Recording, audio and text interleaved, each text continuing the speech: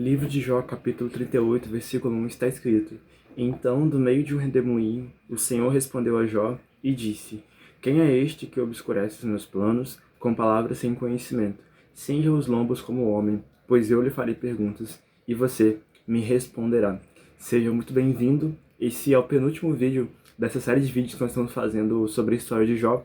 E no vídeo de hoje nós conhecemos sobre a resposta que Deus faz a Jó. Vocês se lembram que durante todo o livro de Jó, o personagem principal, o protagonista, faz diversas queixas ao Senhor, faz perguntas sobre a sua integridade, sobre a sua confiança, sobre por que ele estava passando sobre tudo aquilo. E Deus decide responder a Jó em meio a um redemoinho. E essa parte é muito importante para nós entendermos. Deus fala em meio ao redemoinho. Muitas vezes nós queremos ouvir a Deus em meio a coisas fáceis, em meio a momentos em que todas as coisas estão boas, sendo que, na verdade, muitas vezes Deus fala conosco em meio às atribulações, em meio às adversidades.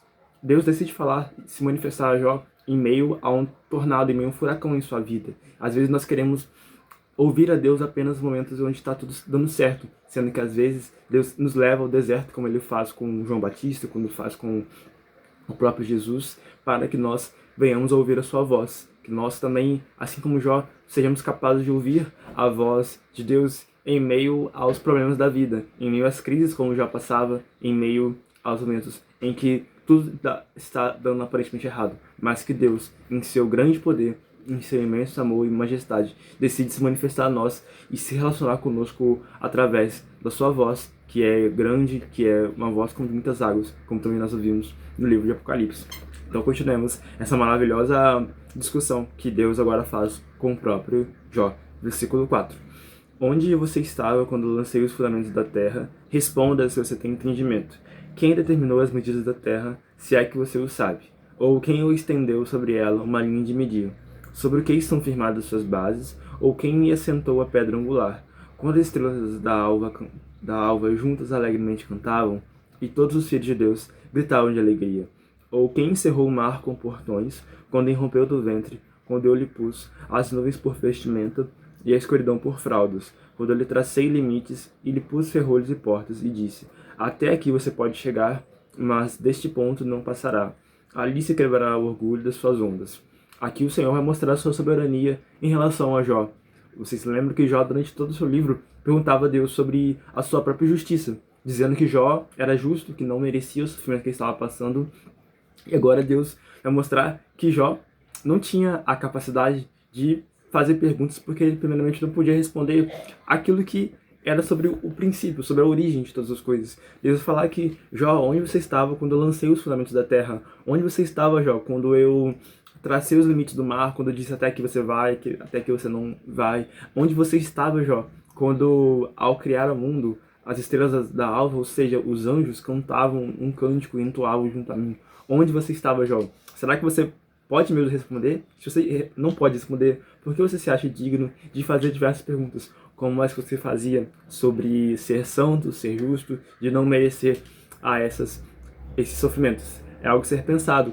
Muitas vezes nós tentamos questionar a Deus, falando: se eu fosse Deus, não faria isso. Se eu fosse Deus, eu acredito que Deus não é assim. O Deus que eu entendo não faria isso. Sendo que, na verdade, Deus ele não existe, não está além, não é algo que depende da existência, mas Deus é, como ele se manifesta a Moisés. Então nós, como seres humanos que fomos criados por Deus, não podemos questionar a Deus, porque ele é sobre todas as coisas. Então nós não somos nem capazes de fazer perguntas a eles no sentido de questionar onde ele estava, porque nós não somos capazes de responder isso, onde nós estávamos, quando o próprio Senhor, o Criador, fez todas essas coisas. Então o Senhor vai se manifestar a Jó com isso, mostrando que ele é soberano sobre todas as coisas, que ele é quem criou a tudo. Então, se Jó não fez, ele não tem a capacidade de entender as coisas que estão para além do entendimento que apenas Deus é capaz de entender e determinar também em sua presciência, em seu conhecimento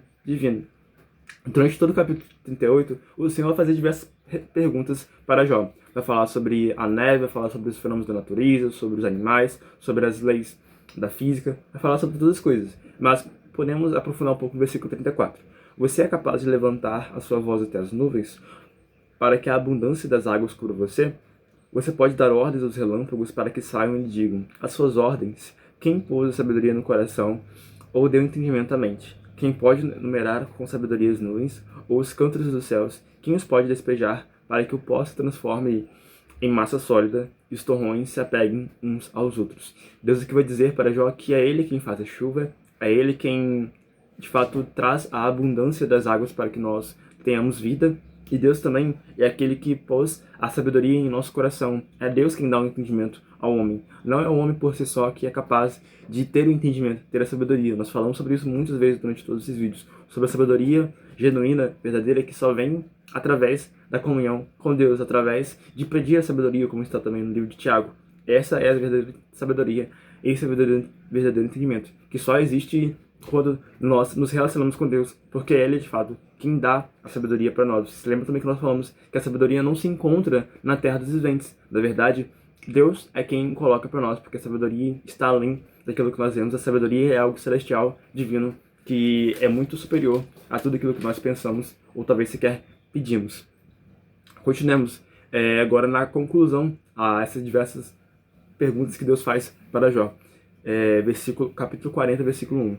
O Senhor disse mais a Jó: será que alguém que usa de censuras poderá discutir com o Todo-Poderoso? Que responda a isso aquele que critica a Deus. Jó faz cerca de 28 a 30 perguntas em todo o seu livro, e Deus responde com mais cerca de 70 perguntas para Jó, para mostrar que na verdade Jó não sabia de tudo aquilo que estava falando, para mostrar que também nós podemos nos colocar no lugar de Jó. Nós não somos capazes de perguntar a Deus, nem sequer responder a Ele, porque Ele é soberano, Ele é supremo, superior a todas as coisas. É claro que Deus, como Pai, nós também temos esse entendimento, nós podemos perguntar como um filho pergunta ao seu pai, mas sem deixar de esquecer que Deus, que Deus é soberano sobre todas as coisas, que nós devemos a Ele o devido respeito, que Ele sabe muito mais do que nós sequer pedimos ou pensamos. Deus está acima de todas as coisas. Então, quando Jó perguntava para Deus um monte de coisas, Deus decide se manifestar a Ele em meio ao redemoinho, em meio ao tornado, mostrando que Deus está além de todas as coisas, que Deus é quem rege o universo, que nada do que Jó passou estava fora do controle de Deus. Pode parecer difícil isso, né? Jó, como é que Jó vai entender isso? Mas Deus estava sobre todas as coisas, Deus é soberano sobre até mesmo o sofrimento de Jó. E é isso que Jó percebe aqui no versículo 3. Então Jó respondeu ao Senhor e disse: sou indigno. Quem te responderia eu? Que te responderia eu? Põe a mão sobre a minha boca. Uma vez falei e não direi mais nada. Aliás, 2 vezes, porém, não prosseguirei. Quando Deus fala, o homem cala. Essa é a palavra que nós podemos dizer aqui para resumir aquilo que Jó passa aqui. Jó falou durante grande parte do seu livro muitas perguntas sobre Deus, perguntando sobre a sua justiça própria, sobre a sua integridade. Mas quando Jó tem a plena revelação de quem Deus é, quando Deus se decide revelar a Jó em meio ao redemoinho, Jó percebe então que ele não é capaz de falar nada contra Deus. Porque Deus, quando nós ouvimos a Deus, nós colocamos a nossa mão na boca, como Jó fala aqui.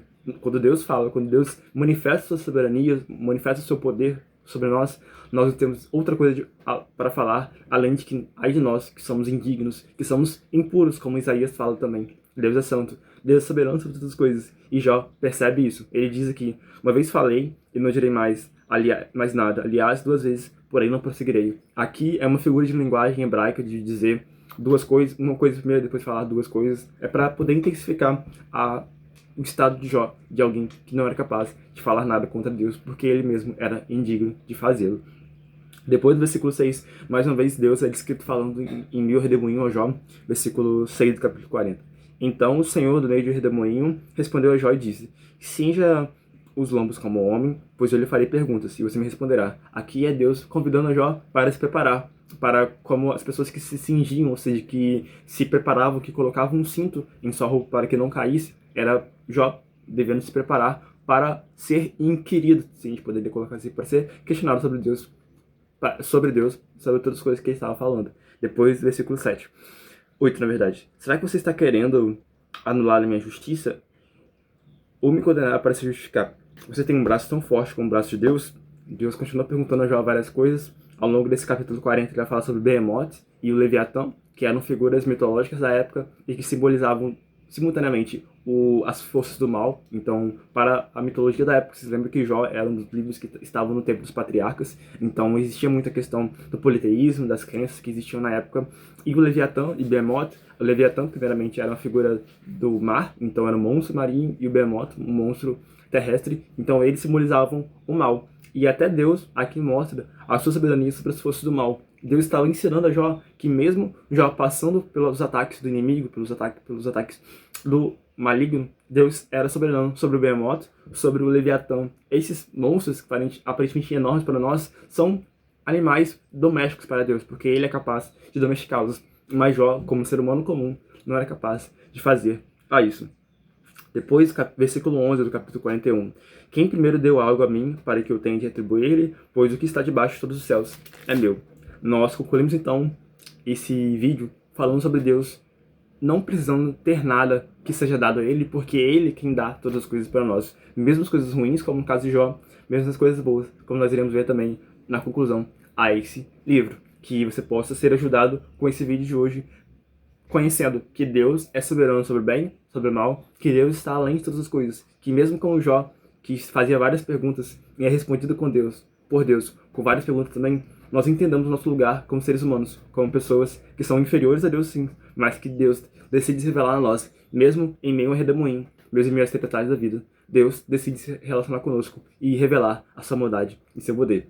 Se esse vídeo te ajudou, não esquece de curtir, comentar, escrever e compartilhar para que mais pessoas também sejam alcançadas por essas verdades.